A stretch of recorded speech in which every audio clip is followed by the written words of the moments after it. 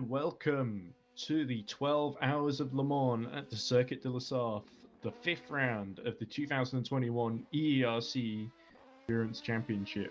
My name is Edward Hunter, and we're just in the final couple of minutes of qualifying. Mehdi Sakai, who's had a little bit of an off on his lap. He was up on his best time for a second there. Going through the Dunlop chicane there. The number 29 car, the new team of the... I believe it's... DT3 Racing, of course. The French team. The local team. Pulse Racing, I think, is the name on the side of the fin. I don't know too much about them, but it's good to see them in the top 10. But of course, on pole at the moment, it is this man, David Kalokshai. There we go. Just trying to get the tower up so everyone can see.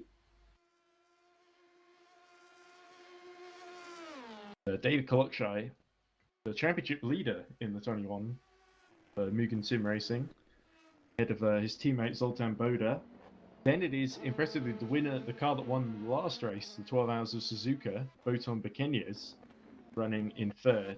Then it is this man running in fourth, Dennis Castillo Sims, number 95. It's actually number 94, Royal Racing Alpha. But it's listed as number 95 on my race view timing screen. 2 minutes left to go. So, Castillo Sims abandoned that lap. Dick Dahan, Abyssinia Force Polonia 99, has set a lap good enough for 5th place. It's very tight between 4th, 5th, and 6th. This is the man in 6th. The team moved up into 3rd in the LMP2 Championship. Martin Maguli and the DEAC Hackers car, Hungarian team, making his way through Indianapolis and Arnage. It's a personal best in Sector 2 for DEAC Hackers. Oh, as you look at him, going as wide as you like through Arnage. He goes towards the Porsche curves.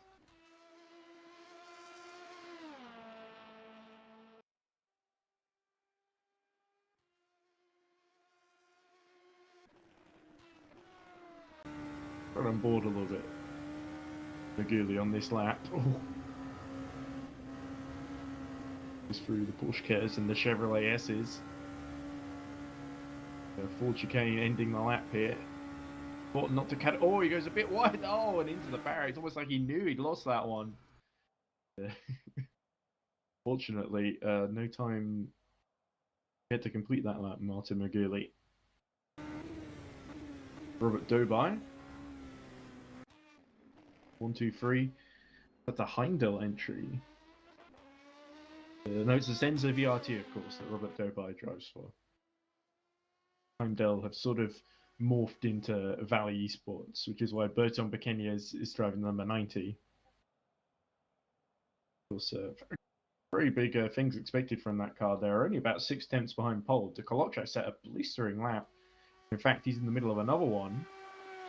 12 seconds left to go, so let's hope he can complete it. Purple first sector. We haven't talked much about GD field, actually. It is Mugen 1-2 there as well with the number 88. Oh, there we go. Kalokshai just gets it wrong at the second of the Mulsanne chicanes. Off he spins. Still, I think that's probably good enough for pole. Is anyone on a decent lap at the Ben Corbin for the Luffield Lunatics. Here we go. He crosses the line down in 15th position. And Ben Corbin is able to get up to 13th. Good effort by Ben Corbin. And the GT runner still going. Here's Nick Homewood. 10th in the Carlo competition Corvette of Fringavond Racing. Oh, Privek. 88 is also on a personal best first sector. 36.0. His last lap was, I think, his pole time of 3 minutes 53.2 in the GD class as Nick Homewood negotiates the chicane. He doesn't spin, so he has that up on the pole setter in LMP2, David Kalokshai.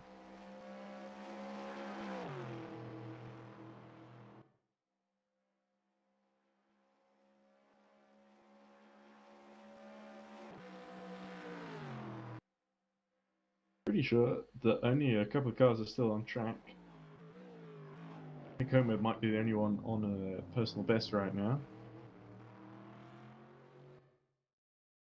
Apart from Zolp Probit. Robert Strachan is actually a bit further down the lap. He's on a good run. Here we go. Down in 11th place.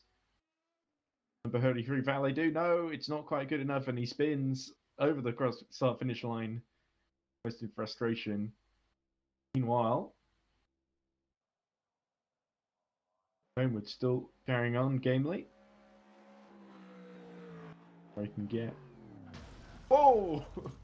Okay. Completely dropped it into Indianapolis. So I think that might well be the grid order, unless someone has got a little trick up their sleeve. Magnus Bore, I think, is still going. Team Sheba number 73 is returning to the championship. The car's in 4th place in GD3, really in the thick of the title fight. Drivers changing teams, of course. But Lucas Lichten has not set time yet. He's actually middle of a time for Iris. I think it's looking slightly slower than the Carl Mangus Bore is in the middle of.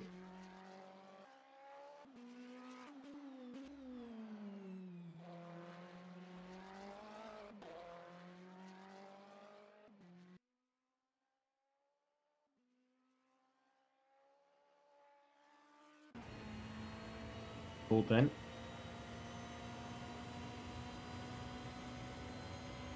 If Carl Mangus Bore can make something out of this one.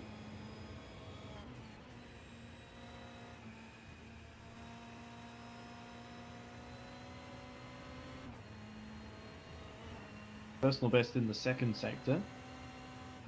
We're a little bit tentative here through the Porsche curves.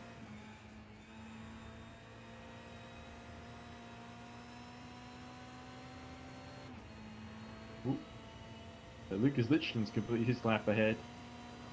Good enough for 33 overall, 33rd overall in the order. As you see Carl Mangus Bore going towards the full chicane, ending the lap. What can Team Sheba do here? 9 tenths behind the leader. There we go, he gains up to 5th position. So they beat the Dream Team number 70 car. 5th place. Good effort there. We're all on pole. It is this man, David Kolokshai. So we've quali completed. Probably have a look at the starting order. For the 12 hours of Le Mans. Let's see how it's all panned out then.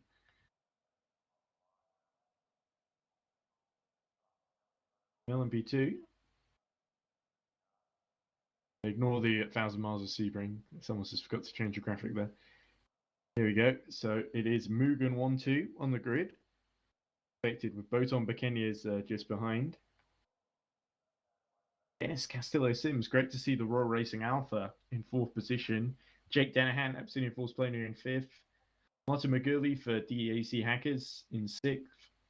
Riley McKibben for Iris is in 7th. Robert Dobai for Ascenza VRT. He will start in 8th position. Bence Horvath will start 9th for Mystic Esports 999.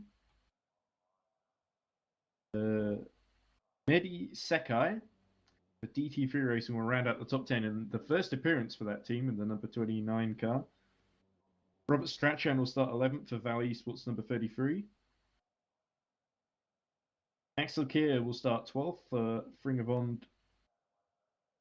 I just changed the order there.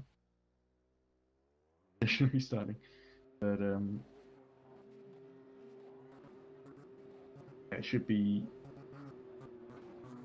Kier 12th, Ben Corbin 13th for Luffield Lunatics, Forrester McCormack in the number 1 car. I think that's the Bell car. Oh no, that's the car that's behind. I'm not sure what the number 1 is supposed to be. But the Bell car is just behind in 15th. Cisco Perez will start 16th. Oliver Hargatai 17th. Dan Valestra 18th. And David Tepper, yeah, there we go. Sort of technically 21st or 9th.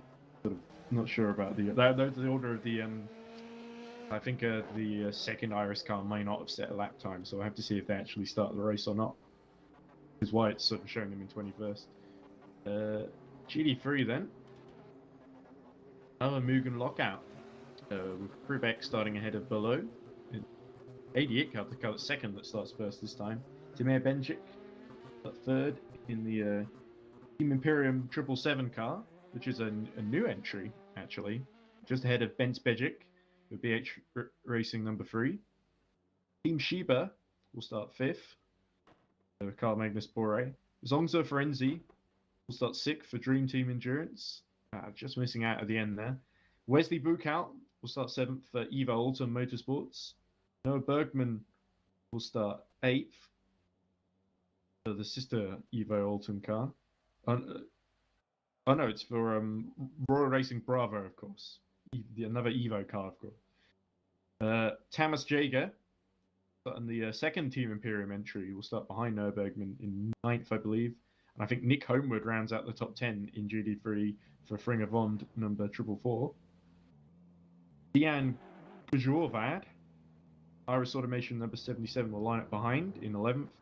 12th will be Lucas Lichtin for Iris number 7, so the two Iris cars sort of lying astern just outside the top 10. Bent Boros will start 13th for the PSB. The Paul Street Boys, of course. Although none of the drivers are called Paul. So the number 753 entry is slightly confusing me there. Joshua Lopez, or Joshua Lopes, will be just behind in 14th for ADN. Then Evo Raw Racing Charlie will be 15th with Julian Gerlach. Ann Holden 16th. The other ADN car. Brandon Vootwich will start 17th. Number 74 Evo Perfect Point Racing car. And finally, right out the grid, it's Lachlan Andrews, the final Evo Ultim Motorsports entry. So, the grid.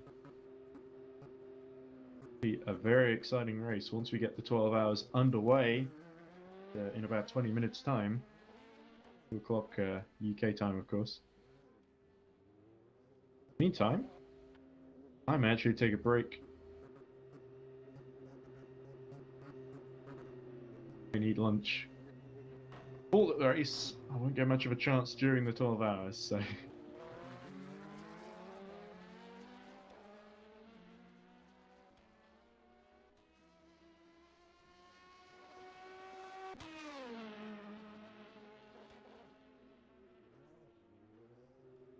But anyway, please enjoy some of the on-track action while the drivers warm up ahead of the race.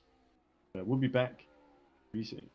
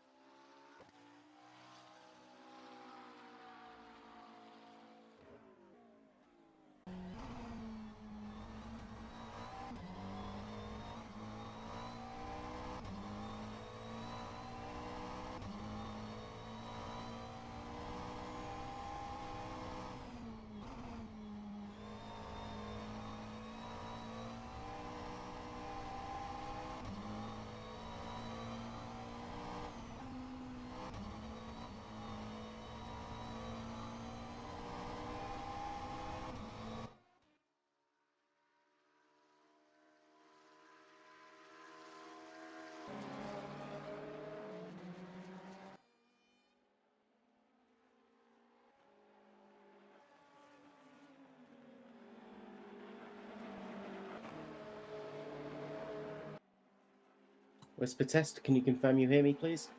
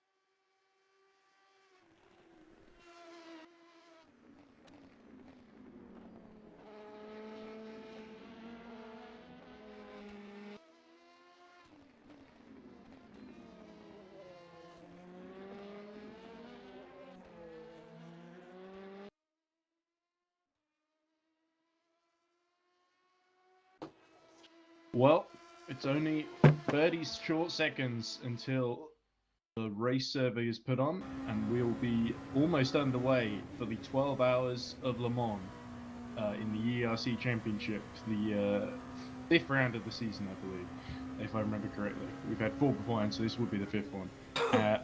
My name is Edward Hunter, and joining me in the commentary box is Joshua Birch, James Smith, and Ryan Ferris. Hello, guys. It's nice to have you joining us. Yeah, good afternoon. Hello. Right, so qualifying, as expected almost, was kind of a don't want to say walkover, but definitely to the very much to the benefit of the Mugen sim racing team, who basically locked out 1-2 in both classes. But it's behind where all the interesting stuff is happening, at least in my opinion.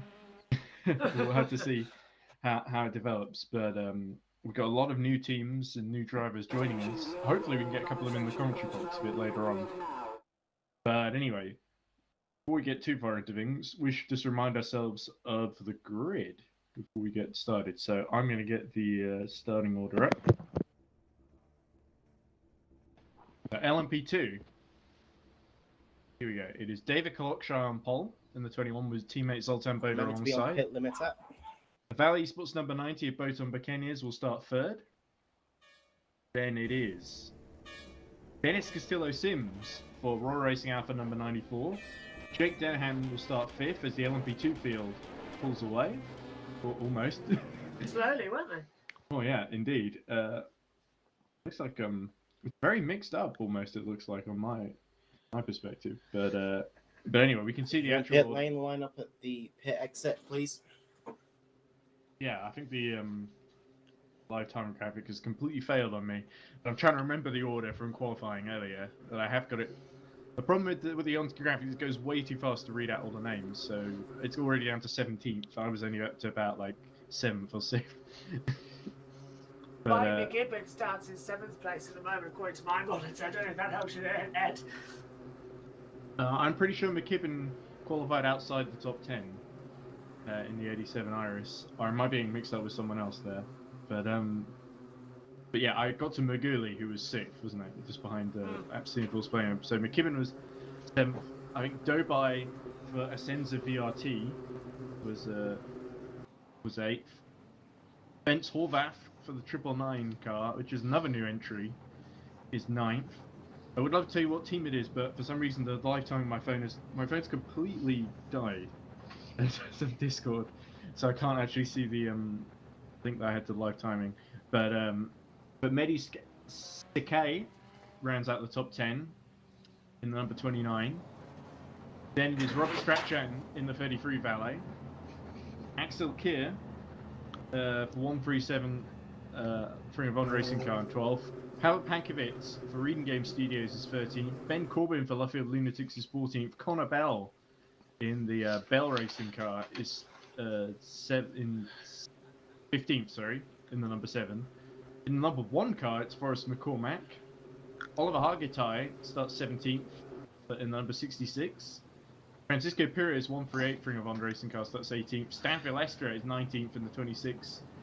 Message Agustin 20th in number 14. David Tepper 21st in the 86, and that rounds out your LMP2 runners. But we're looking at the GD3 field actually on screen at the moment.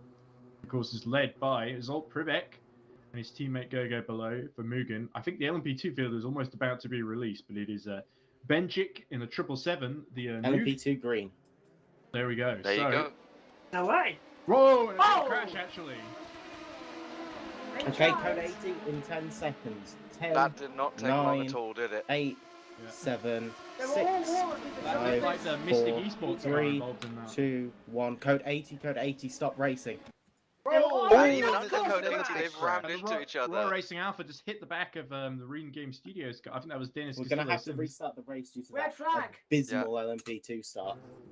No surprises there at all. That's going to be restarted. I think 6 cars got away with that with no damage out of 21.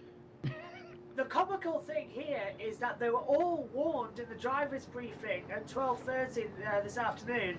You're going to be released down the Morsan Straight, just in between turn 8 and 9 from the back of Terre Rouge down to the Mulsanne Straight, so you can actually do some racing. And they've crashed right at the start. That's Yeah, what a big I part found of Le Mans is slipstreaming as well. And it looks like a couple of drivers a little too eager to get in the slipstream with one another. So they're being reset in the garages then. They were all following each other very closely as well, though. So if somebody had a bad start, it was always going to end badly. I think they need to spread out slightly more for this second attempt. Otherwise, we're going to have a repeat. Well, anyway, we can go through the GD3 order now with that interruption. We had this back at Suzuka, didn't we, a red flag?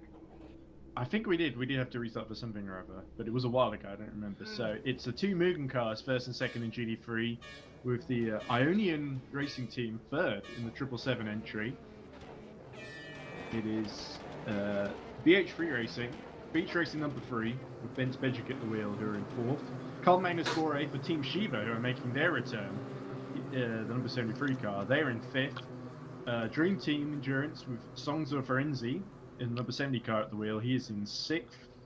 Seventh place, it's Noah Bergman in the 93 entry, which is the Evo car, of course, Volta Motorsports. Seventh, it's the 778, driven by Tamas Jaeger, which is the other Ionian Racing Team. Well, Team Imperium, not Ionian Racing Team, sorry, Team Imperium. Nick Homewood for Ring of Honor will start 8th, I believe. And then in 9th will be Lucas Lichtin in the first of the Iris automation entries. Then, as you see, the order sort of mixing up, which slightly confuses me. It's Joshua Lopez, I think, rounding out the top 10 there in the 51. Then it's Benz Boros in the 753 car, which is the new entry, which is the Paul Street Boys. None of the drivers called Paul, though, funnily enough. Julian Gerlach, I think, will be 11th in the number 92. Then there's Alan Holden and another Evo Ultra Motorsports entry, 510. Then there's Brandon Waltzrich and Lachlan Andrews on the final row for Perfect Point Racing and the final Evo Ultra Motorsports car.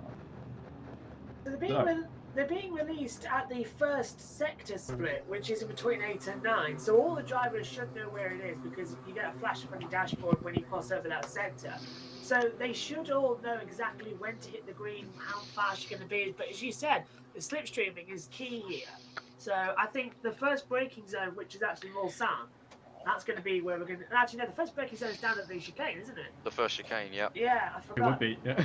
Yeah. We always forget about the chicanes. It's like you've time travelled from... I think if it was down to Mulsanne, half the grid would blow their engines before they get there. Yeah. We're coming to the green, though, Ed.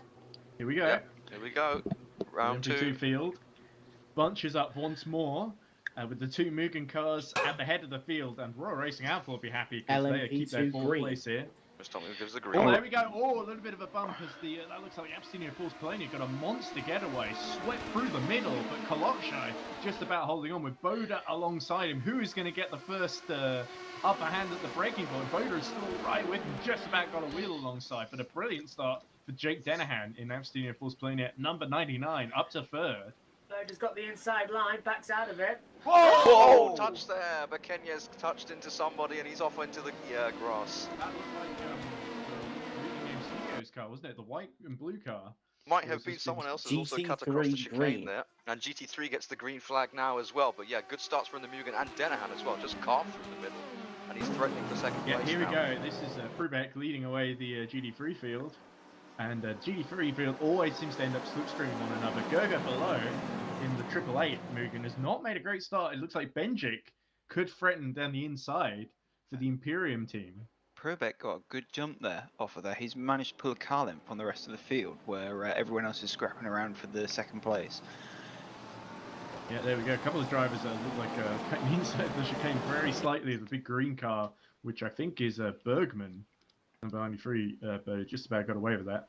Might have been Jaeger actually, but there we go. So it looks like Benjic's still in the slipstream of Gergo below, but not quite able to get the upper hand yet. As we switch back to the LMP2 field. Denahan's fallen down to 7th, so he must have made a mistake into the second there we go. chicane. Look, a bit of chaos behind. There's a bit of advertising hoarding broken. Cars going 3 wide at the very back there.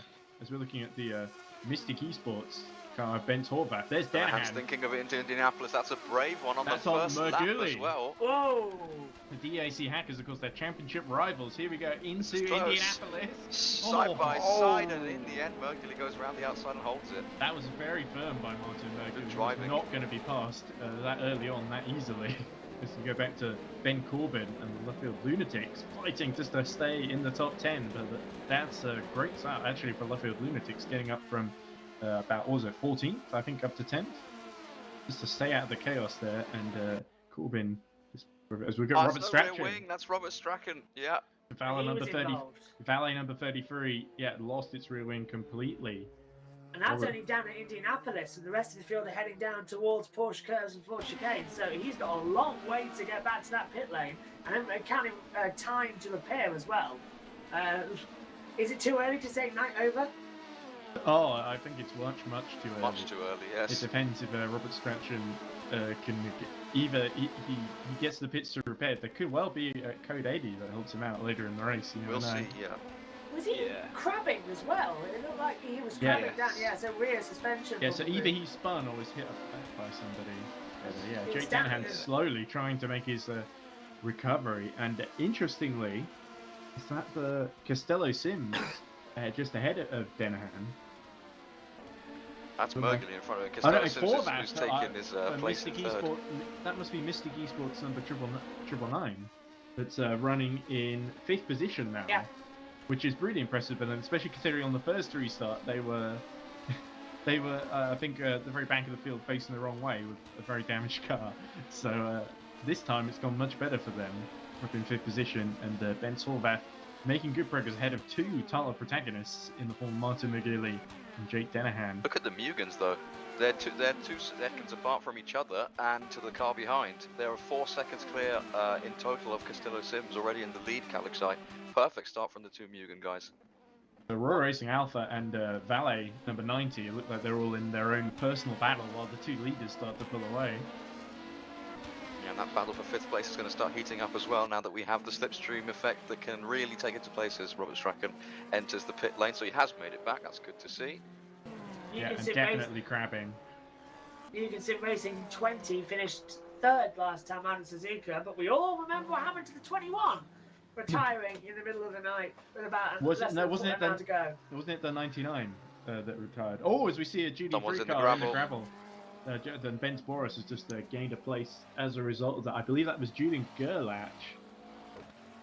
Look at Mehdi Sekai has also taken damage and had to pit as well. So maybe he had contact with the Valet. That would explain why he's in the pit. So maybe he did get hit up the back there. And that's a Robert shame. Strachan. Mehdi Sekai did qualify so well, actually.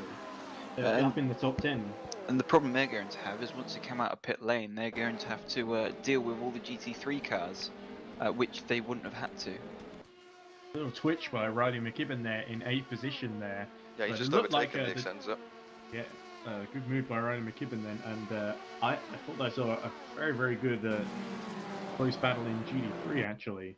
Looks like they're all slipstreaming one another as you look at Noah Bergman, who has got Bent Bejic, BH3 Racing right behind him. You were right, by the way, Ed. It was the AFP 99 that retired as well, but the 21 had a long pit stop. That's what I It was did. remembering from Suzuka, yeah. It did, yeah, and that potentially cost it the win to the Fowler number 90 and also cost it 2nd place to DAC Hackers number 95, which has gained points on them in the championship. So it is looking very close. We can maybe talk a bit about the championship once this calms down a bit, but Ben Bejic looks very eager to get up into that 6th position. He was taking a lot of speed through the second part of that chicane, but of course that means he has to ride the curbs a little bit more than the guys ahead, which compromises him slightly, but he has got a good run here. Does he have enough tarmac though? Let's see. Pulls to the inside and goes straight back into the slipstream. He's not close enough for a move. Mulsanne's one of the trickiest to braking spots on this track as well. You are flat out in that chicane, but if you get it wrong, lock up a tyre, you're straight into that gravel trap, and it costs you a couple of seconds. You've no idea how much, when the night starts to come in as well, at the Le Mans 24 Hours, the amount of cars during the night shift that end up down there because lack of sleep, you're tired, you lock up your front, and then you're in there, and it costs so much. So expect code 80. Oh, he's in the pits. Oliver Oh, that's Hargitay it. jumps into the pits, yeah, so And clearly Martin there's something wrong Merkley is with down that. in 18th. He was fighting away with Jake Dennehan for 6th. So have they come to blows? Yeah, definitely something gone wrong there for the EAC hackers then. And this happened in Suzuka as well. Their race sort of came undone, but they did fight back by the end of the 12 hours to get up into second position and hold off the Mugen cars. As we look at Benjik challenging the second of the GD3 Mugens. It'd be a brave one to go into Porsche curves on the set. On I think this is only their second lap. That would be very, very brave. Only their second lap in the championship for Team Imperium as well. The 77, the 777 entry, a new one. You can see the big Dutch flag on the rear wing indicating the nationality of the team, I believe. But this is very impressive from Team Imperium. Look, almost trying to get on the inside at the Porsche corners. 45. That's one thing about this Le Mans circuit is you have to be fully committed to a move at every corner, because if you don't commit yourself fully, you either find yourself in the car in front of you or in the gravel trap. The 45 in Old Town Motorsports stuck in the pit lane. Lachlan Andrews currently driving, but he's 2 laps down. I don't think he took the start actually, because he's stuck right down. He did qualify right near the back as well. I think he Yeah. may have even qualified at the very tail of the field. So, or No, might not have no. set a quality lap at all. Actually, he might need permission to start. So, Zolt Privex sets the fastest lap, leading in GD3, but Boda, second in LMP2, has set the fastest lap there. 3 minutes 27.169. You can still have 1-2s in both classes, but this looks like if there's going to be a driver to break it, looks like it's going to be Timmy Benchik. And Ryan McKibben is right behind Jake Dennehan road at the moment. Had a real think about that one there, but Jake just about had it covered. Jake Dennehan, we And saw in slides on the exit as well. GD3's a very good defensive driver, and Jake Dennehan's promotion, well, I don't want to say promotion because I think perhaps Singapore playing here just sort of hope that either. I don't think they have a number 1 and number 2 car. It's just the 99 who's doing best in the championship. But McKibben was moved from the McKibben wants to get past him though, to the outside. Not McKibben, sorry. At Indianapolis. That is... This is going to be close. He's got Oh! slightly in front and he sweeps Oh, through. What a beautiful. move. Yeah, there we go. Looks like Singapore's player just didn't quite have the confidence under the brakes, and through goes the Iris Automation 87, driven by Riley McKibben, into 6th position. And now he's going to chase after Bence Horvath, and the the 5th place Mystic Esports car not quite making the break on these two just yet. Just behind, by the way, Robert Dobai, such having a very tidy race in 8th position overall. Just watching Dennehan and McKibben squabble away ahead of him. And he's probably feeling a bit hard done by as to how easily McKibben apparently seemed to pass him, because he, going side by side to Indianapolis, you can lose so much time, but McKibben just swept through in one go, so no real way for him to gain time on those 2 cars ahead. But Dennehan will want that place back very, very quickly. Those 2 very evenly matched on pace, but McKibben just had a better draft coming into Indianapolis and used that speed to get past. I think this little battle between Benjik and Virgo below is the closest. It's the closest one. I was expecting the head of the GD3 field to be a little bit tighter with the more slipstream one another, but Prubak is really, as you see ahead, just pulled a big gap on his teammate now, and he's really the cork in the bottle for Benjik at least. Try and get past. I wonder if Imperium can spring a really big surprise here and overtake Mugen. That would be putting the cat among the pigeons for a new team in the championship. Maybe they've competed elsewhere. I'm not familiar with them in other series yet, but very impressive showing by the Dutch team. I love that camera angle coming into Indianapolis. Driver's eye. Oh, a little bit too much curb. Yeah, you had to see him get a little bit on the opposite lock there on the exit of Indianapolis into Arnage now. Arnage, another corner like Mulsanne as well, which causes a lot of drama. Indeed, especially in the rain. We don't know. I haven't seen the weather forecast. I'm not sure if it is going to rain during the 12 hours. It should rain at the as the race progresses. I don't know how long, but there should be a period of a very wet Circuit de La Sarthe. We got a time penalty. Yeah, Julian Girl actually, we did see spin off earlier into the gravel just before Dunlop corner. He's out of, well, not out of the race, but into the pit lane to serve another penalty, unfortunately. Probably related to that incident. Maybe he pushed someone off track and ended up going off himself as well. We don't know. I didn't have to unfortunately miss that one, but Benchik continuing to pursue his rival. With lots of curb as well. Indeed, yeah. As we look at Stian Gujrovad, 12th position. I'm going a bit close to the wall, but I think the car's okay. He's just running a little bit further down. I had the slipstream battle. He's not quite. I think he's just been lapped actually by some of the LMP2s. So we've already. Are the LMP2s caught up to the rear of the GD field? I think some of them may just be about to, but I'm not sure. With 10 minutes left gone in the race, that the GD3 field is being lapped already.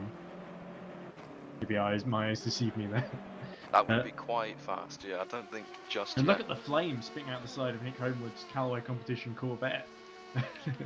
Always love to see it under braking and it downshifts and the flames sort of spit out. It's like a dragon breathing fire. Oh, side by side again into Indianapolis. McKibben wants another position. He's going to do exactly the same thing. He moves into 5th place, sweeping around the outside of Ben Horvath. And his defence of 5th place finally comes to McKibben. Is absolutely flying. He's Yeah, definitely oh, on a that was mission. it. Oh, he's just able to get into the corner, but that rear end really went trigger happy coming into the corner. Oh, that was a really heart and mouth moment for Horvath. And look, there we go. The GD3 field is being lapped. But they are actually. getting lapped. Wow. And that's Very pretty well. high. That's pretty high positions as well. Is that, are they being lapped, or is that one of the earlier LMP cars Oh, that had no, to you're pit? right. no, That's you're right, yeah. 37. Robert Strachan, yeah. Yeah, Strachan just recovering ground from his incident early in the race where he lost a rear wing. Of course, we've got goldfish memory. We can't afford to have that for a 12-hour race. Still lapping in 38 because he's also got another lap down to the GT3 cars. Okay. So we'll be seeing him doing this again, won't we? But anyway, looking like at the very front at least, as we see Nick bravo. Homewood making a little mistake and carrying on Yeah, after and the first. He missed his braking point there and hasn't lost too much time clearly to the car behind, although I imagine that he will be obliged to. Was that Here Denham comes on the Denham. outside? Yeah, Dahan. Oh, there we go. Car just coming out the pit lane there. Slow LMP2 out the pits, and that was very, very close to contact. They're still side by side through the chicane, but Denham has the speed, runs off the track though, and put all 4 wheels off, gains the place, but I don't think Ben Horvath will be too happy with that. Down to Because La he- Chapelle. He left the track. You'd have to Yeah, give that it was back. Depends. I think the angle, we were on the side on, so I didn't see if he might have had 2 wheels still on the track. Nah, It was all 4. it was all 4, yeah. There we go then. So I think Denhan may give the place back, but he's pretty persistent at trying to keep positions. Horvath will still want to have a go at him into the Mulsanne chicane though. Yeah, I thought Horvath did well to put up a defence there. He didn't like just jump out the way when he saw. There we go. Oh, has Danahan got off the throttle there? I wonder because It's too Oh, and he swipes across him there. he's no love lost between these two, eh?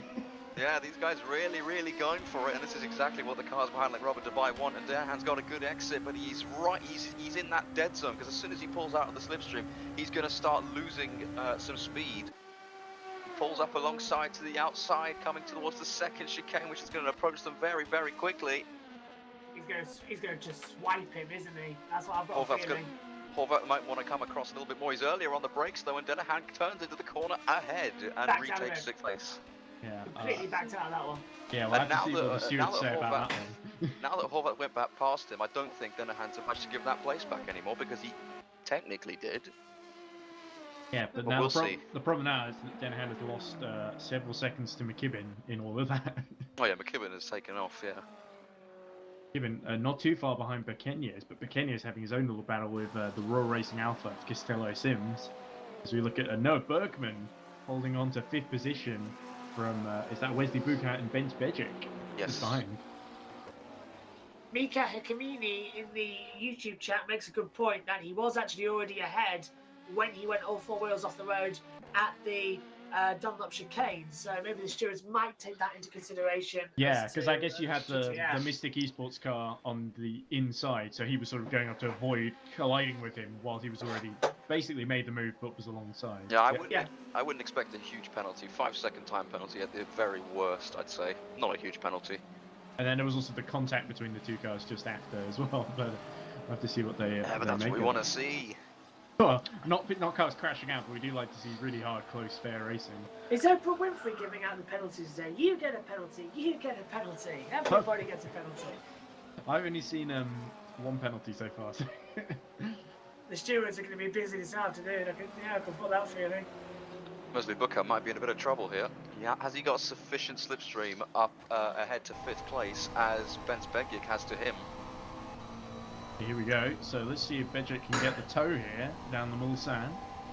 Because whatever toe Wes is getting, it will be exponentially bigger on Ben Spegic's car. And look, he is closing in. Wesley knows it. Pulls to the inside to defend in the Alton, but I don't know if he's going to be able to, because Spegic now has a toe from the car in front of him. Oh, they're going to come together. That's Bejic's got the inside now though, so I don't think there's much that Wesley can do about that one. that was a nice clean move there. That's a good move from Ben Spegic, yeah. Very clean.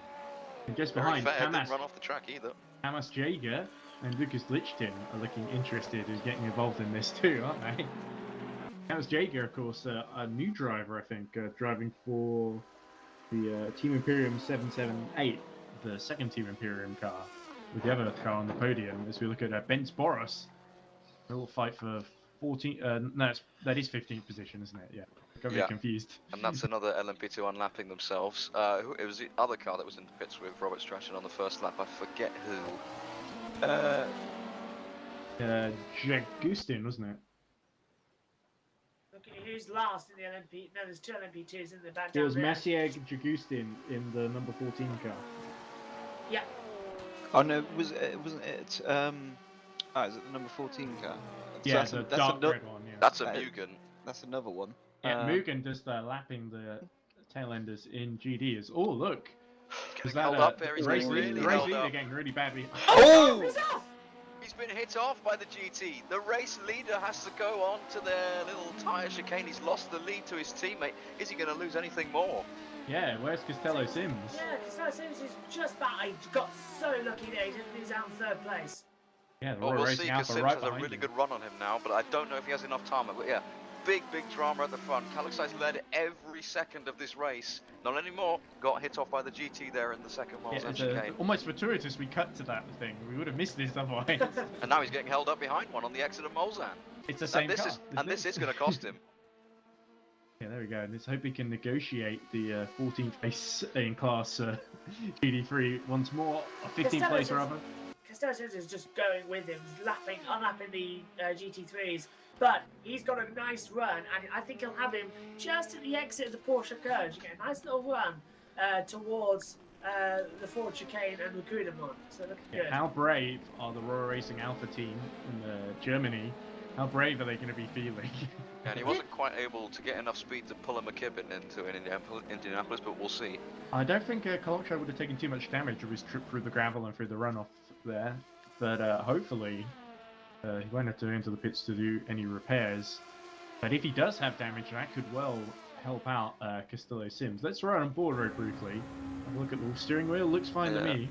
Wheel looks okay. Mugen still have a 1-2, of course, but it's not in the way that they would have wanted it. Or at least David Kaluxai would have wanted it. But he doesn't now have a 5-second buffer to his team. So even if he does have damage and gets overtaken, his teammate Boda has a nice little buffer. 5-second gap in both classes between the Mugen cars. So a little serendipity there. I wonder if GD3s are about to swap positions as well. But I think below has got Benjic still 2 seconds behind him, so he can't exactly do the swap without potentially losing the lead in both cases. So. Yeah, that wheel looks fine on the Mugen.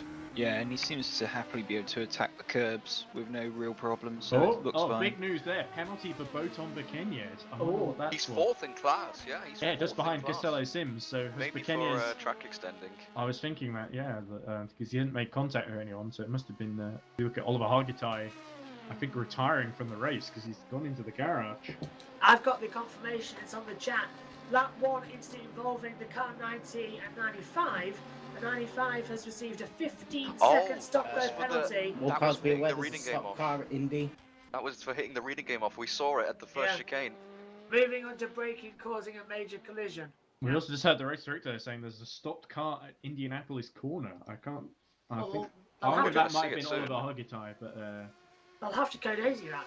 That's Yeah, a dangerous part of the track to be stopped at. Yeah, Axel Kerr making an unscheduled pit stop in the LMP2 for an On 37 car. Track is clear. Oh, Looks clear. so Okay. whoever it was, they got going again. So I think it was Strachan. So Looking at the track map, he's the only car that was down at that sort of area. It's clear. So with the 2 penalties for the cars 3rd and 4th in LMP2, that is really going to mix up the order, isn't it? yeah, Because, so Pequeñas a 15-second penalty. That will drop him into the clutches of Robert Dubai, so he'll be down in was it 7th just or 8th. Pequeñas who had the penalty, you said? Or was it Castillo Sims as well for the I think it was contact? just Pequeñas for now. I think Castillo Sims was involved in the contact, which is why Pequeñas has got the penalty. So I think Castillo Sims may have been the victim. Might be.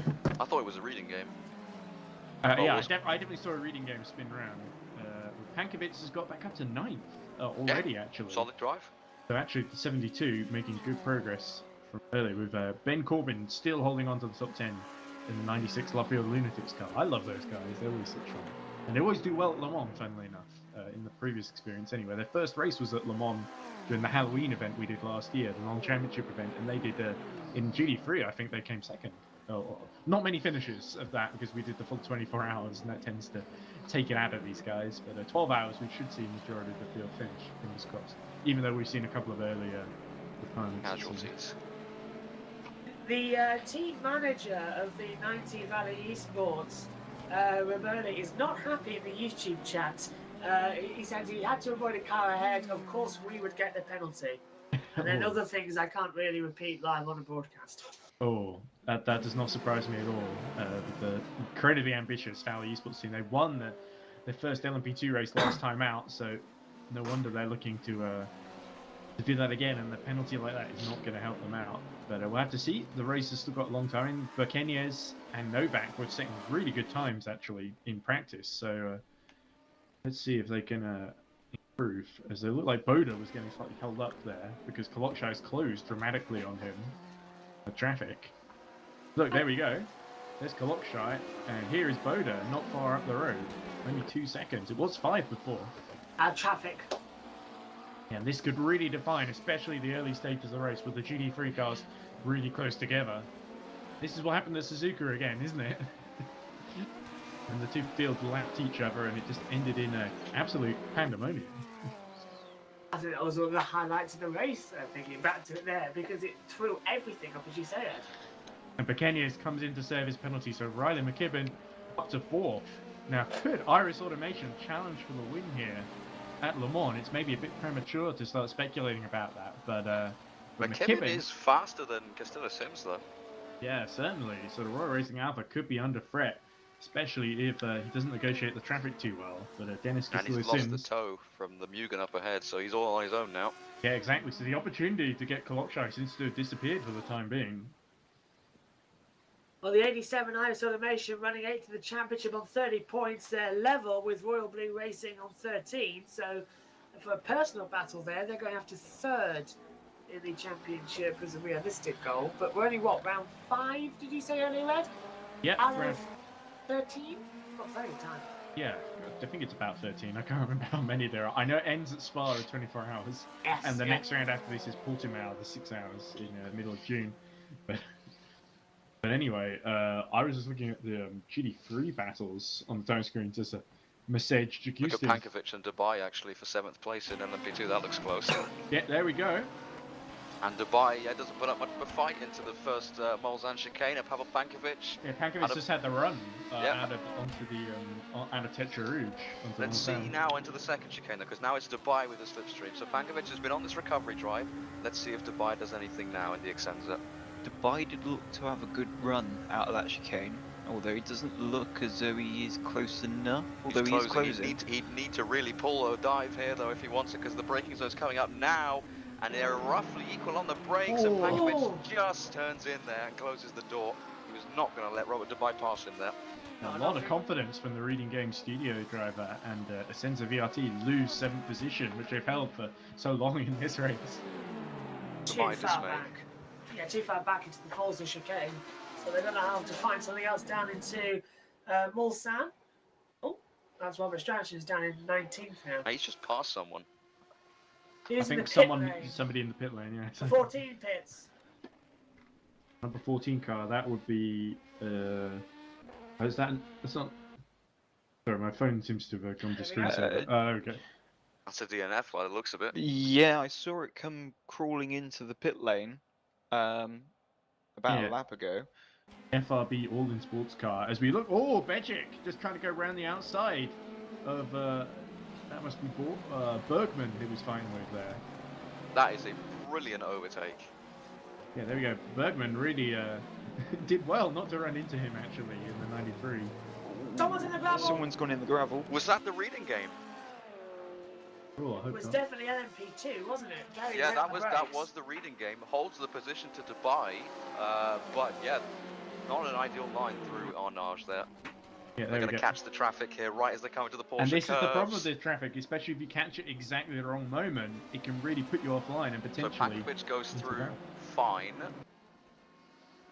Yeah, Is- Boda has actually pulled out a gap at the front of LMP2 back to 5 seconds again. So now that out of the traffic, Boda's been able to pull the gap. This traffic's really going to help Hamel Pankovic because Robert Dubai has had to go through the entirety of the Porsche curves behind that one GT car, and that's cost him 4 seconds almost.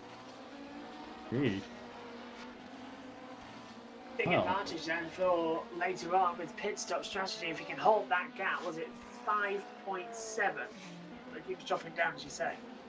Here we go. This is the battle between Bukow, Lichten, and Jaeger. Oh, big slide to the big Yeah, he's going to be really vulnerable now into the first corner. Here we go, riding on board with Jaeger. Goes to the outside. Outside for the first corner, will turn to the inside. It's not quite as fast as in the LMP2 car, so it's technically harder to follow through here, and indeed, he's not able to stay on the outside for the chicane and has to slot in behind. British Aston Martin versus German BMW at the French circuit of the Circuit de La Sarthe. Yeah. I think I'm getting 1940s, 1950s flashbacks of when one it was the war, two it was motor racing. It's we really did battle all He's over. pushed the LMP2 into the grass there. Those Now, are the look at midfield runners in penalty. LMP2. Is that VMS Sun Edits that he just pushed off there? We have got those blue flags out. But is the rule still the same? If you miss 3 blue flag posts, you get a penalty. That seems to be universal, doesn't it? Not Yeah, the rule book, I believe so. Yeah. Yeah. But yeah, Jaeger definitely losing out on a chance to get up into 7th position. And this on Balzac Lucas straight's Lichten. getting very, very busy now. It's like traffic. It's like you have the high-speed lane on the left and the slow-speed lane on the right.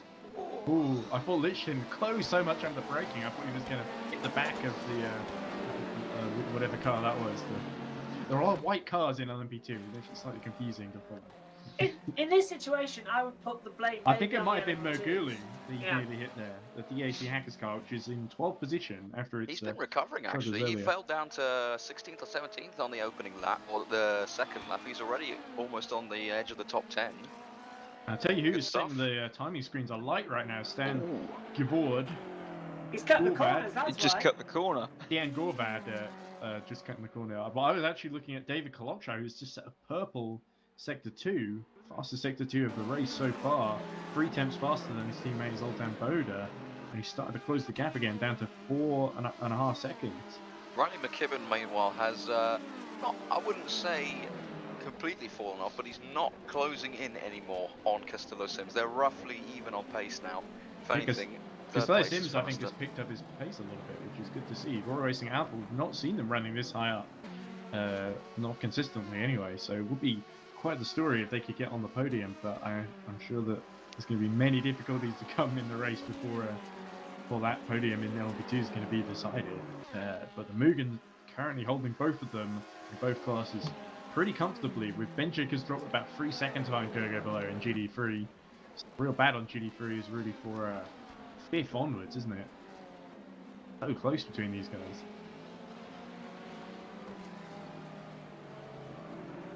Bukow trying to hold off Lucas Lichten as they get approach Arnage. Yeah, not just him as well. Jaeger just behind in 9th, licking his lips at the prospect of an accident between these two.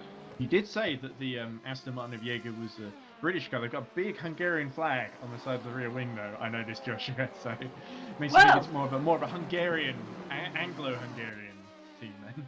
Well, there we go. That's just proving my point more and more. The most audacious crossover. Oh, in- McKibben pits.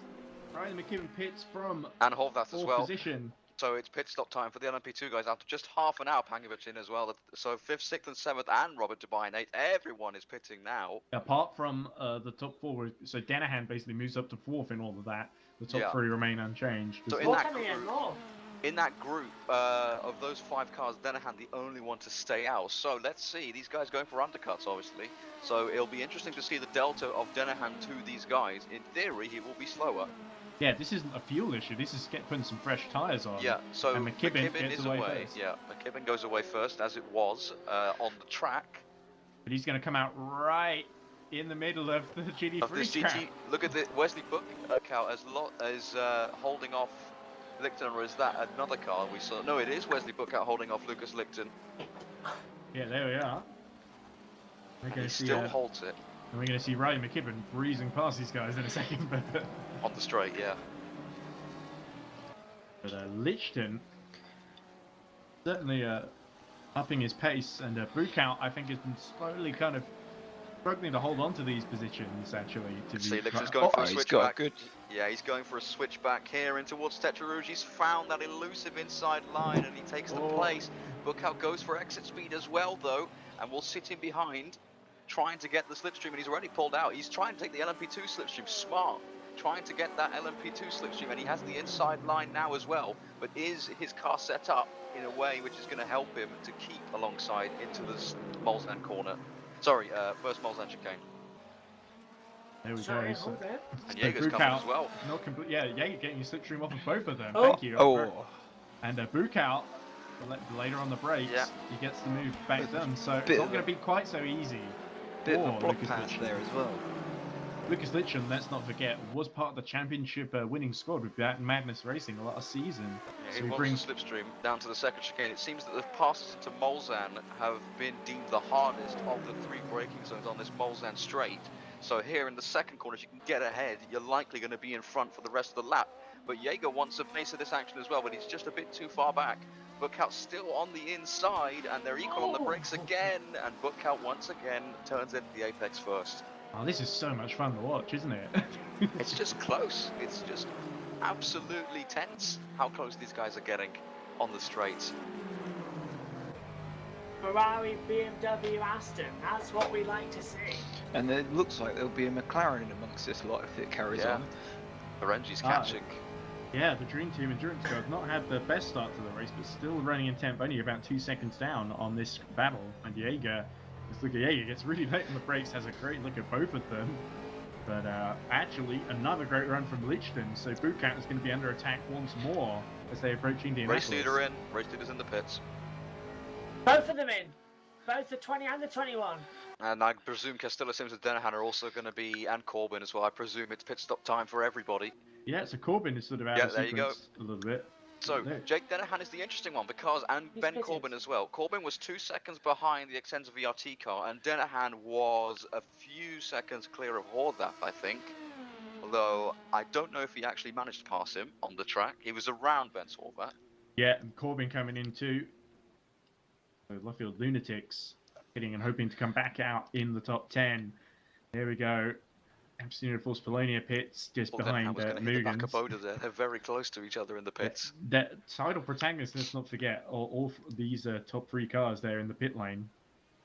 So the only one that sort of Castello Sims is not really And in they're the away top 10. identically. That's a really good pit stop from Kazakhstan. He's only going to be, what, 1-2 seconds back from his Yeah, teammate Boda now. I think got sort of held up coming in. I think maybe as the rest of the that's some of the is that some of the rest of the LMP2 back Yeah, that's the markers rest of the coming LMP2 field coming in as well, I think. in. Yeah. Dobai, Tepper, Berguli, of course. Perez. These 2 Mugens have led the entirety of this race. Zoltan Boda's led more of it than his teammate after he was controversially in an incident with a GT car. And in fact, they don't have the lead. It's actually McCormack in the lead of the race now, yet to pit, of course. Boris McCormack in the number 1 car. I'm trying to remember what team that is on the spotter's guide. Because I think they may have changed the number. I can't remember who Forrest McCormack was scheduled to drive for. It may even be an independent. Oh, it's Bottling Motorsport, of course. Originally number 28, isn't it? Yeah, it's now gone to number Pavel one. Pankovic, I don't know if he shouldn't be a lap down on these guys. I think his position is yet to change. Yeah, I'm trying to figure out I He's think P7 at the moment. Yeah, Ah. there's no way he's 13th exactly, and I think ahead of him was Ben Horvath. these pit stops have really confused the overlay. Yeah, they Yeah. have, Let's yeah. refresh it. So That happened in So Suzuka. it's so refresh. it, Yeah, there you this go. is a regular occurrence. So there we So- go. McKibben has held on to, so all these guys you can essentially bolster their positions by one because they've pitted and McCormack hasn't. So Boda would lead, Kalexai second, McKibben third, so he's jumped ahead of Castillo Sims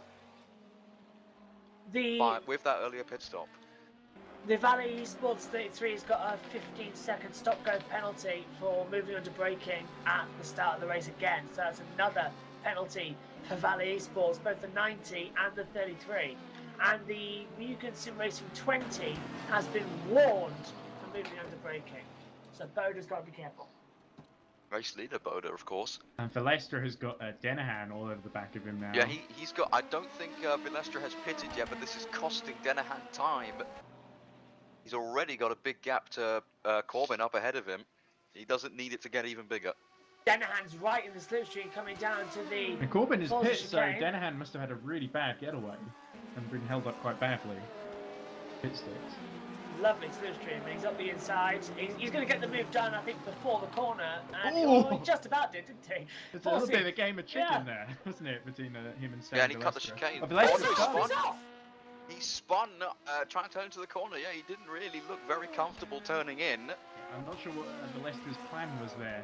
Yeah. He didn't really have one, it seems. His plan was I to think he spin. should have just let him through, to be honest, because they're on different strategies. There was no need to hold the position or to fight that hard for it. Well, Number he's- 26. His initials are SV, so he's clearly gone to the Sebastian Vettel school of having to get out of the way of someone who's overtaking you by spinning afterwards. Yeah, we did see him have a little bit of a moment with the GD3 car earlier, Stan Valestra, in the VMS Summits number 26, but at least he's still in the race and still in the top 10 at the present moment, but we'll have to see if his running longer on the field helps him later in the race. Anyway, here is Stan Gjorvad, carrying on in his merry way. The GD3 runners, of course, have got better fuel economies. They'll be able to go a little bit longer into the race before making their pit stop. McCormack pit, sorry to question their end. McCormack's in the pit lane. Yeah, so Boda takes the lead of the race again. And Ah, I tell you what I really want to see now. I want to see these two Mugans go for it and Yeah. battle each other. I'd not realised that Bottling Motorsports had done a partnership with Oh. Rebellion Williams Esports. Cool to see. As, Only Boda retakes the lead. 1.5 seconds between the two leaders at the moment. Even closer is Lichton and Bukout, as they've got that must be Jake Denahan. Just That's they're Denahan lapping trying to them. get through these guys. Yeah, he's gonna receive the Porsche Curve GT treatment of having to stick behind them for the entirety of it. Oh no, Oh, he now goes he's around able the to get outside of past. both of them. Takes a little bit of a risk, but they cooperate and he gets through. Yeah, and it doesn't seem to have cost Lichten or Bookcut too much time. So let's see into the forward chicanes. Does he fancy a lunge? Lichton is able to keep quite close despite being lapped by the LMP2 cars. And Jagger is I didn't realise Lost. Mick Jagger was taking part. He's or got the Jager moves alright, eh? He's got the moves. is he's lost out a bit. He's gone back into the clutches and McLaren behind. I don't know what's happened there. Whether it's been where he's been lapped. Also, with Bukout holding up Lichton, I think that's really helped Bergman to pull away in what's currently 6th position. Lichton taking way too much curb there, and it really unsettled the car through the Dunlop chicane. Well, he's trying to push Jagger to the curb because he doesn't actually look like Mick Jagger. I'm trying to get as many song references as I can. Well, I think Jagger's the one behind, Yeah. so Oh, right, Bukout okay. who's fighting I kind of messed that one up. I was trying to go for that TikTok one. I can't, but with. got that one wrong. Okay. Thanks for that, Joshua. No problem, Ed. I think- We did the Formula E. You know how this could go. we have a lot of fun in this. We have a lot of fun here too. It's all fun. It's racing. So yeah, so now all the pit stops have been done for LMP2. The biggest winner is Pavel Pankovic. He's in the top 5 now for Reading Game. Yeah. So Reading Game, strategically have doing that earlier pit stop. They've pulled a bit of a blinder here, haven't they? This Yeah. Drawback decides to take his stop. I think the first of the GD3 runners to make this one. He's driven a mighty strong race so far, has the Polish driver. Hopefully for him it continues. And now, battle in the top 10 in GD3. Frenzy, the Dream Team, That's is Jaeger up ahead right of him. behind, right behind Jaeger. So September stage Jaeger is going to be under pressure rather than. Oh no! Oh dear, that's is The that the North Evo? has gone off, and where is that on the Dunlop. track? That's Yeah, Dunlop Dunlop chicane. chicane. The Perfect Point Racing, number 74, Don't really know where he's going here had a either. really huge I'm not crasher. sure if he's got suspension damage because it looked like he might add a bit of a swapper into the barriers. Yeah, he lost control of that very early on. I If think he starts crabbing, that might need to be a code 80. Yeah, and of course, a reminder for our new viewers, if there are any, the code 80 is where the race is neutralized, effectively full course yellow, where the cars must stick to 80 miles per hour, the effectively pit lane speed limiter, and in first gear, of course. I think I heard something in the press conference. Not the press conference. The driver has briefed this morning that a certain part of the track is actually going to be reduced to 60 because of the slow corner. So I'll double check with that with the race director. I'll send a message, but I think I heard 60. Yeah, we have to use the code 60. Previously, another crash. This No, is Carl Magnus Bora, he was in the running in the top 4 in class, and Yeah, he's now in the Indianapolis. barriers. Indianapolis, yeah. Team Sheba And that looked like a pretty lose hefty hit at the fourth front. position. So Team Sheba lose fourth and fifth actually, because So Yeah, now Betic he's and got- Bergman are through. Bora's just in front of this Wesley Buckup, and he actually pulls out of the way. Oh, Team Sheba, that looooks like a really damaged Team Sheba car. Yeah, it looked like a pretty hefty impact into the barrier. So Wesley Buckup takes 6th place, Lucas Lichten will take 7th, I presume. Yeah, with a literally better going around speed. the outside just now. Yeah, there he goes. A crucial mistake for Team Sheba. We're not used to seeing that, of course, but the regular Team Sheba drivers have kind of defected to the LMP2 Iris team. There's close links between the two squads, but So Forrest McCormick came out in 9th place, so he's also gained a position. The big loser by the looks of it seems to be Robert Dubai, who was running in 8th place prior to the pit stops. He's not in the top 10 anymore. yeah, we did see Dubai get overtaken by the Rudin Game Studios car. Yeah, it definitely feels like like you say, they've lost out. Robert So- Stratton probably feels like the loneliest driver out there right now. Pits for the 2nd time. That would be for his penalty, wasn't it, B, that he's been given? Yeah, well, he had to pit the start for damage repair, and now Yeah. he's pitting for a penalty, so 2 unscheduled pit stops. But at least he can sort of work in his strategy. So longer term, it might not be the end of the world for the number 33 Valet. Carl Magnus Bora pits, big shame. A lot of damage on that car then. Yeah, but if Sheba can get that black and gold machine repaired, the Ferrari can get back out and potentially get some points out of the race, because they are still fighting for the championship in 4th place in GD3, remember. Yeah, that gap between the two Mugans at the front at LMP2 is consistent at 1.7 seconds. Yeah, It's actually frightening how consistently matched these two guys are. Yeah, Kolokshai's best lap, oddly enough, is actually 2 tenths slower than Boda, but I think Kolokshai has been more consistent at this phase of the race. Put pressure on his teammate. You could see Lichten and Buckout actually right up in front of this battle. They were even closer than these two are. Are we finally going to see Lucas Lichten get past Wesley Buckout? Wesley's defending that inside line again, though. Oh, they're Oh! touching! Luxton again! Lichten drove into the side of him.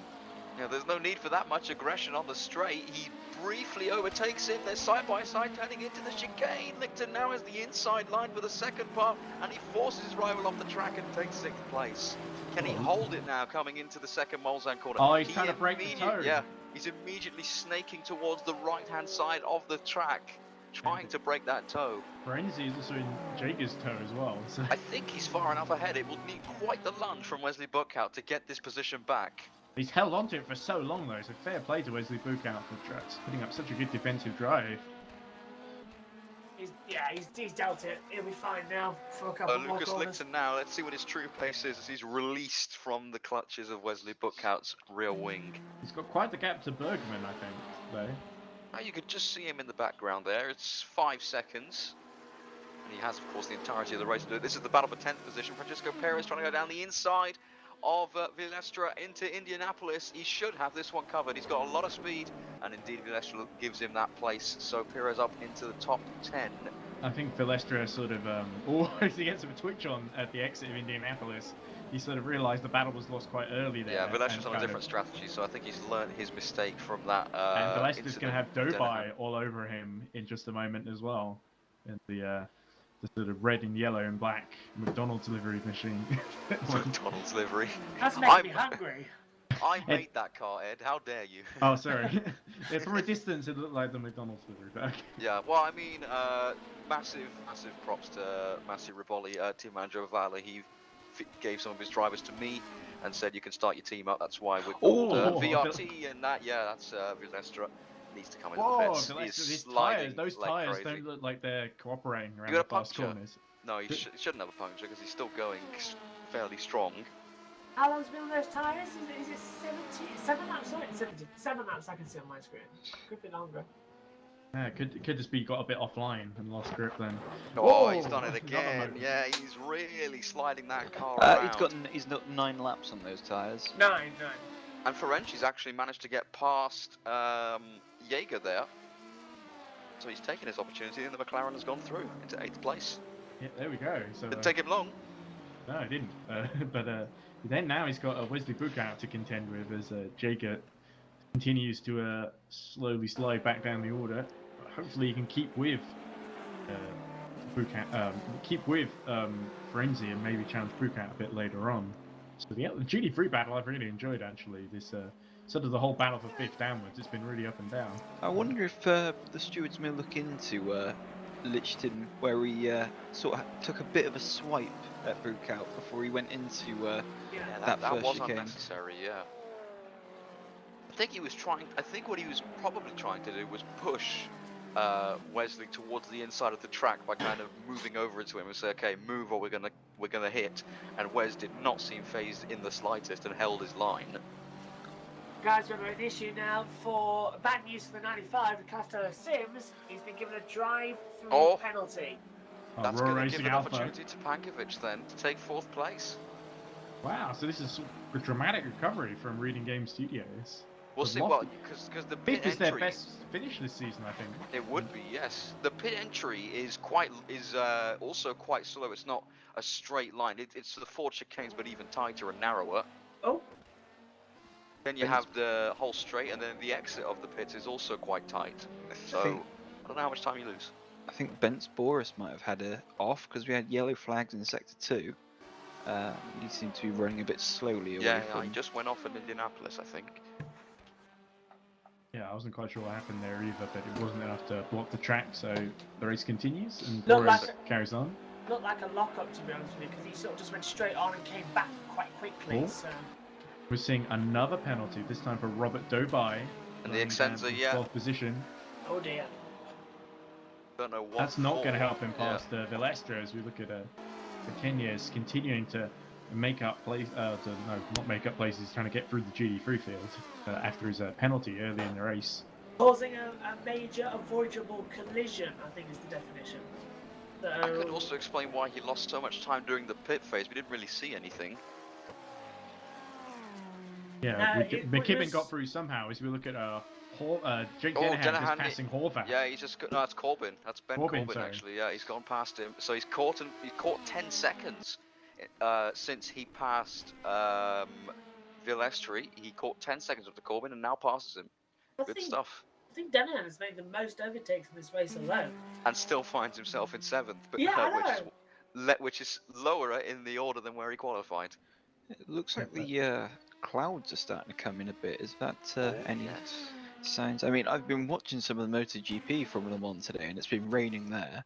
So I've just finished. I finished the commentary on it. Actually, that's why I was late to the com box here. But the amount of drivers that went off at turn 3 was impossible with that rain. It just kept coming and going. Yeah, you're right there, Ryan. Oh, so and there's Dubai. He's just made the move on Vilestra. Right as he receives the penalty, and he'll be told, right, Robert, you've got to go back in the pit lane now as Vilestra. Now he's got someone else behind him who's going to try and overtake. He's going to have to do that whole thing again. It's Connor Bell in the Bell Sport 07 car. To coin the phrase, I don't think he's going to be loving that.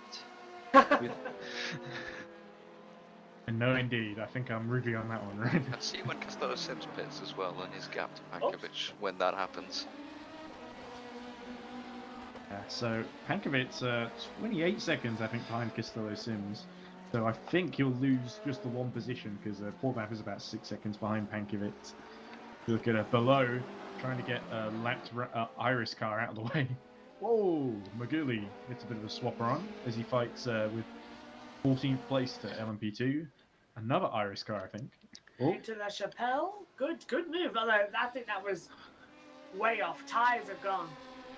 it might be a lapped car actually. Oh, is it? Oh, right. I thought, Oh no, it was Nicky Pastor, sorry. Irish So it Automation was, number yeah. 86. Yeah, Connor Bell has We got have- Stan Balestra. We have a gambler in GT3 class. Begix pitted from 4th, Ooh, so let's hope that works out for him. so he's Well- opened up the pit window.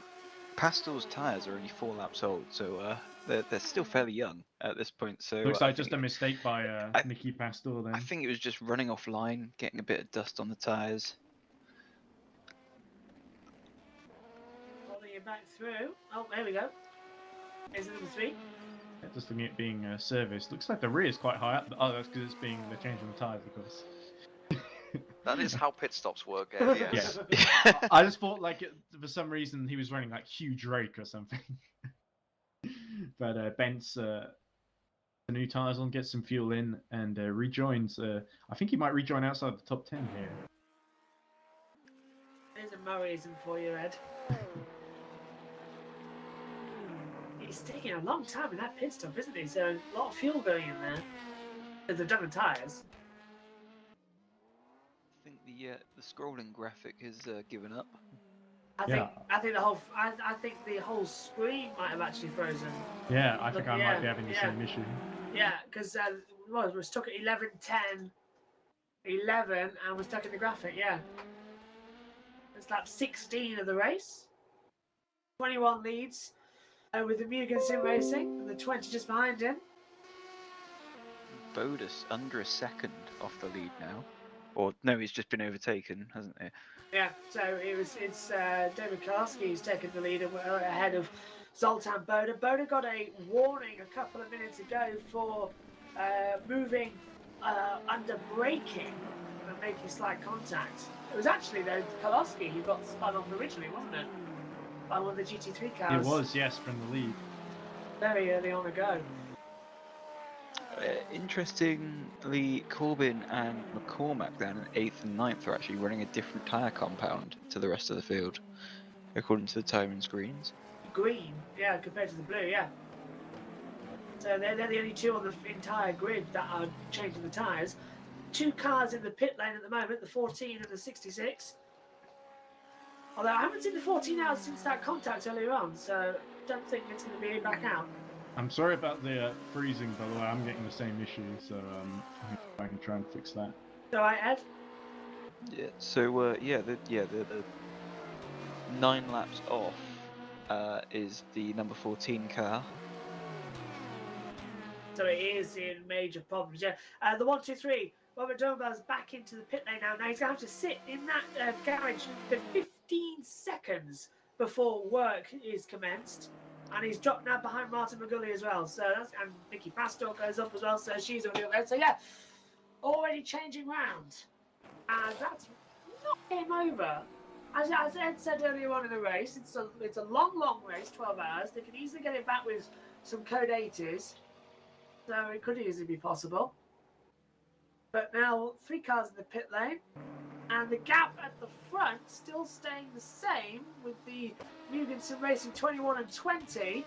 Gap is 0.6 of a second at the moment. Yeah, so it will be interesting to see if they make a decision in terms of team orders or anything at this early stage. Rain looks like it will actually be coming as well soon. And it's actually raining in Le Mans as well. I think the Moto 2's just finished their qualifying session.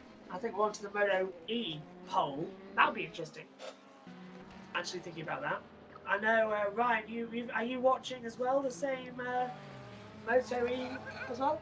I haven't. I'm not quite lucky enough to have another screen able to watch the because at the moment I've got one screen that's got the race on, I've got another screen that's got the main live timing. Yeah, running out of screens. Honestly, I feel you there because even though I've got a couple of monitors, none of them can actually hold the different channels. So yeah, I don't even know what's happening in the motor at the moment. So the leaders in GT3 have just gone into the pit lane. So Noah Bergman now leads from Wesley Bukout and Songza Ferenzi and Joshua Lopez. Gogo below, interestingly.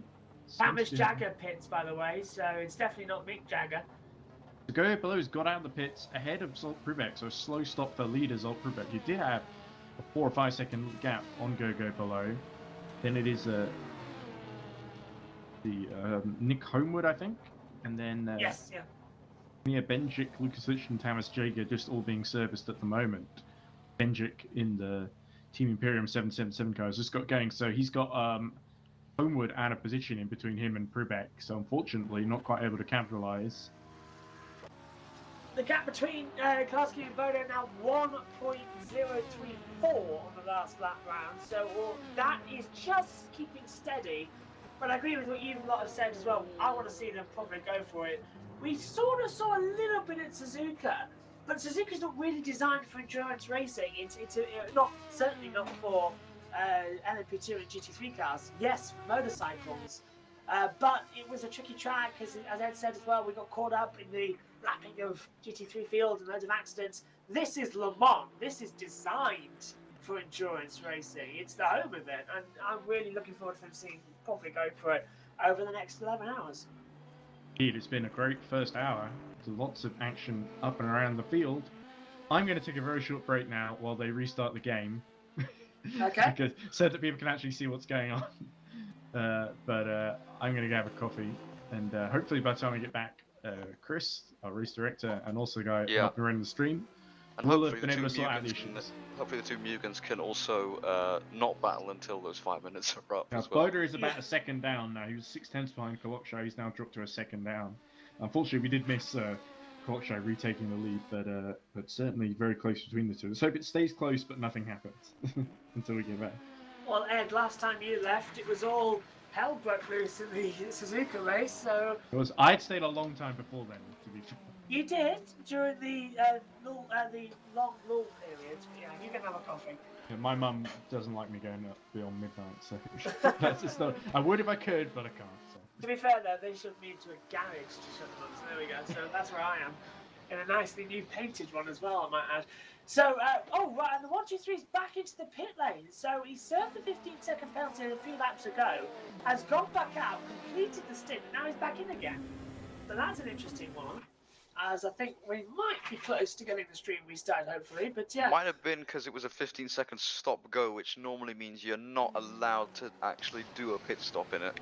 Ah, good. So it wasn't just like a normal hold, and then you can work on it. It was... Yeah, so I think he's in the pits now for a genuine pit stop. Okay.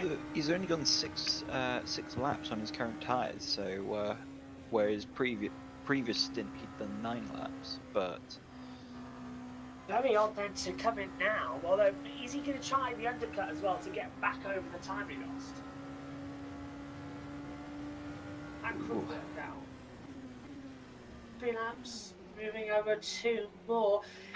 He's not going to get that much time. Scrap what I just said. 21 currently on top. 1.06, no, 3.2.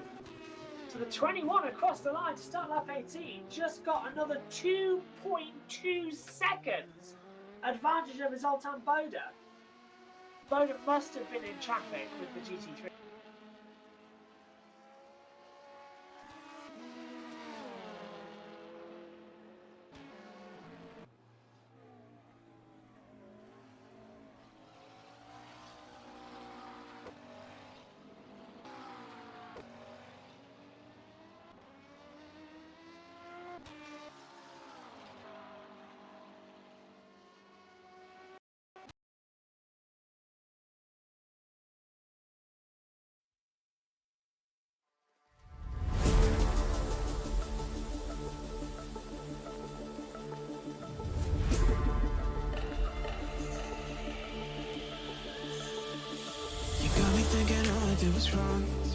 Guess you got all you wanted. Yeah, I don't know why suddenly you're gone. You'll never be forgotten.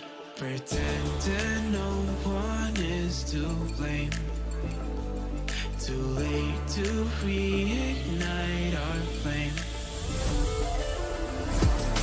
How did I not see you right?